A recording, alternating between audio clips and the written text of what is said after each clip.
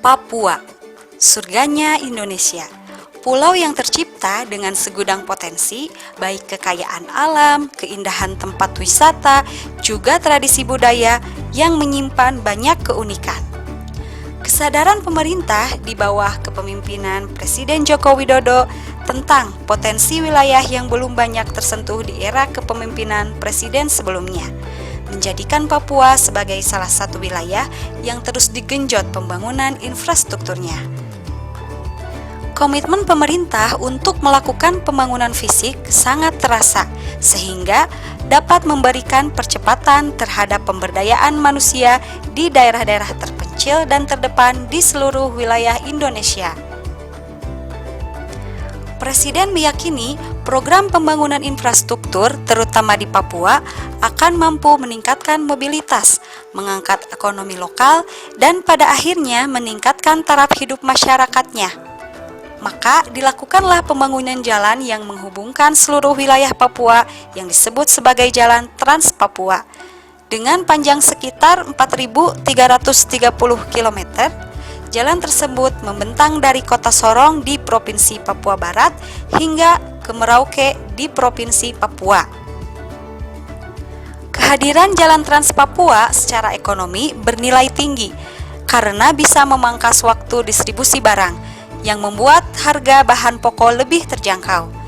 Selama ini, harga barang-barang kebutuhan pokok di Papua relatif lebih mahal karena harus diangkut melalui jalur udara.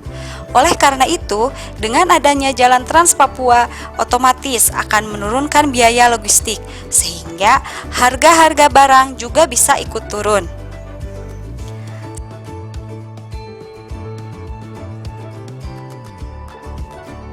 Selanjutnya, Jembatan Yotefa yang kini menjadi ikon Papua di Jayapura memberikan segudang kebermanfaatan yang sangat terasa untuk masyarakat Papua.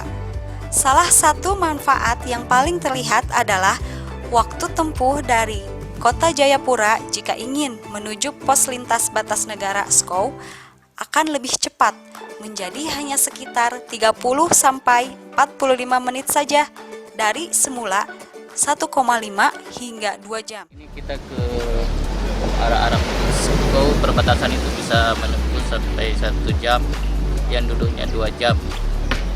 Dengan pantai wisata-wisata yang ada di sini sekarang semakin ramai, semakin diminati warga. Ya harapannya ke depannya itu bisa lebih ramai lah. Wisata sini agak bagus lumayan lah selama Presiden Joko Widodo. Tempatnya ya agak lumayan lah ya, sebagai kunjungan dari orang-orang dari luar negeri kan, dari Makassar kan. Harapannya ya kelola aja dengan orang-orang Papua kan. Ini kayak mimpi lah ya. Tidak terbayang kalau di sini akan dibangun jembatan yang megah dan luar biasa. Program yang luar biasa untuk kami di kampung ini. Dan saya berterima kasih untuk pemerintah sudah dibangun jembatan merah yang begitu megah untuk kami di Papua, membantu akses kami dalam kegiatan hari-hari sebagai ibu rumah tangga. Ya ke pasar, belanja jualan, ketemu keluarga yang di kota. Kita sudah tidak lagi lewat laut, tapi kita lewat jembatan. Rasanya bahagia sekali. Pembangunan infrastruktur di Papua bukan tanpa kendala. Kelompok separatis Papua terus berupaya menghambat proses pembangunan dengan menyebar isu hoaks dan melakukan teror terhadap warga. Semangat Presiden untuk menghapuskan istilah Jawa sentris menuju Indonesia sentris melalui pemerataan pembangunan agar keadilan sosial dan kesejahteraan dapat dirasakan di seluruh wilayah Indonesia harus kita apresiasi dan harus terus kita dukung. Maka, melalui video ini, Pemuda Peduli Bangsa ingin mengajak seluruh masyarakat Indonesia untuk sama-sama mendukung upaya dan kerja keras pemerintah yang telah dilakukan dalam membangun infrastruktur di Papua. Semoga kebermanfaatannya dapat dirasakan oleh seluruh masyarakat Papua.